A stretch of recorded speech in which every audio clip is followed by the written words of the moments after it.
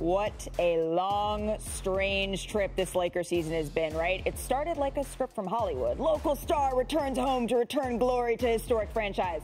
But the only similarities to the Lakers in Hollywood, it seems, is the drama that followed. So LA entered the season, remember, with the best odds in the West to win the title, second only in the NBA to the Brooklyn Nets. So that's how it started. Here's how it's going. The Lakers, they've only won 4 games. Let me say that again. 4 games since the All-Star break. That includes the 6-game losing streak they are currently in, which has seen them drop from 9th to 11th in the West. And that means the Lakers have only a 3% chance to make the play-in tournament, according to ESPN's BPI. And even though the Lakers and LeBron is leading the league in scoring, entering last week of the season, that's 30.3 points per game that he has, this is the first time in his 19-year career that one of his teams finds itself 16 games under 500. So it looks like the Lakers are done for the season, right? But there's still a couple of scenarios that could somehow see them sneak into the play-in tournament. So let me explain what those would be. Listen close. They would need to win their last 4 games and then also hope that the Pelicans would lose their last 4, or they'd have to win 3 more games than the Spurs over their last 4. So again, that's not likely, but technically they're still in the race, aka their magic number right now is 2. I'm sorry, Richard. There's a lot to unpack here with the Lakers drama. There's no doubt this season a lot of things went wrong, right? But when you look back at the season, Richard, what do you think their biggest issue was?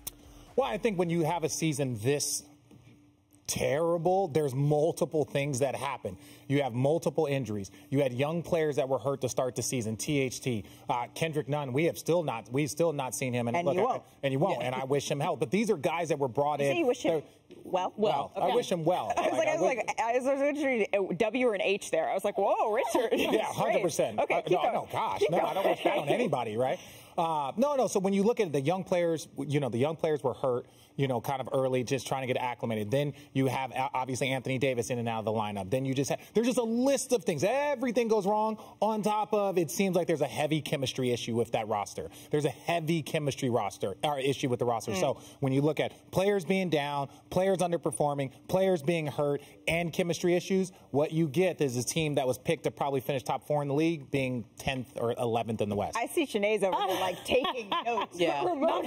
Not from what he said, more from my point of view. Don't cheat on my homework. And we all She's know. a Stanford girl. She takes why Arizona, Stanford. Why would I cheat on your homework? Yeah, Okay? keep your eyes on your own paper. Look, the thing that I was thinking about as you're making your astute points was the fact that this iteration of the Lakers under Frank Vogel, defense was their identity. And we talked about it when it came to the Brooklyn Nets, but specifically for the Lakers, if you look around the NBA and the top teams, you think about the Bucks, you think about the Suns, you think about the Heat, you think about the Grizzlies, you can say something about each one of their defenses, whereas the Lakers, they did not have defensive buy-in all year long. So much so that the answer was supposed to be Anthony Davis when he comes back. He's our rim protector. So when we, force him, we're more aggressive, he'd be able to stop things. No, they have not been able to stop the bleeding defensively, and I think that's been the biggest issue. It's not just the hardest thing at the professional level to buy in is defense. If you can't buy in on defense, your team is probably not going to do well, and that's exactly all the issues that the Lakers have. Well, so since the Lakers won the title in 2020, Rob Pelinka has had a mentality, and I think this is the right mentality anyway,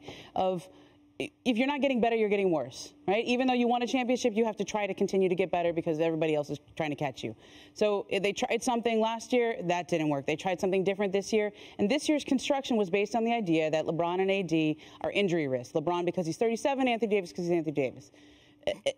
No disrespect. He got hurt twice this year. Last year, same thing. He missed 40 games. You have to prepare for something that can. So they needed a third star to carry the team when one or both of those players were out. That was actually the correct read. Yeah. They did. It's just that Russell Westbrook has not been the right star. Right. Yeah. And then the other issue when you look at the roster construction is they play about a 9-man rotation right now.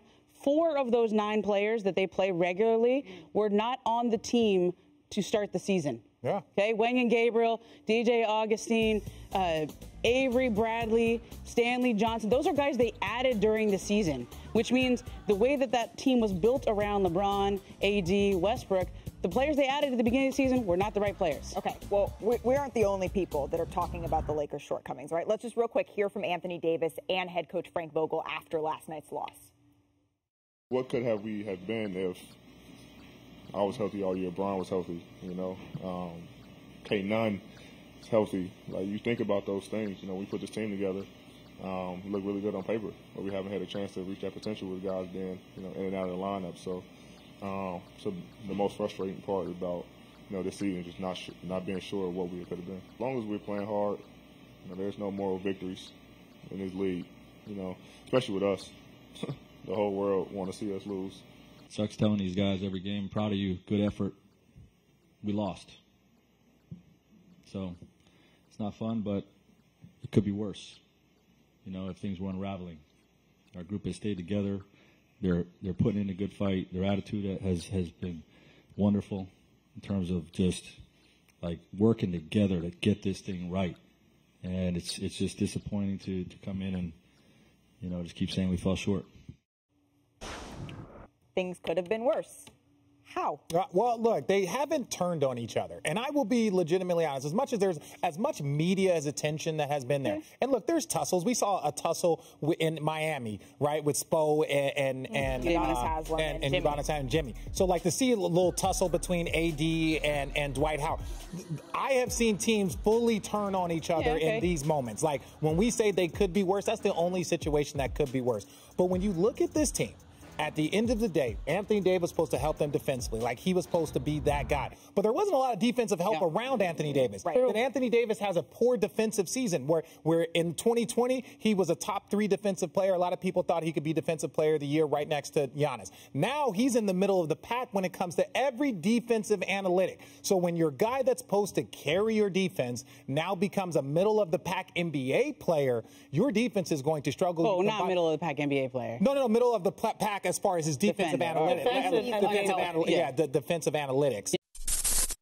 Thanks for watching ESPN on YouTube. For live streaming, sports, and premium content, subscribe to ESPN+.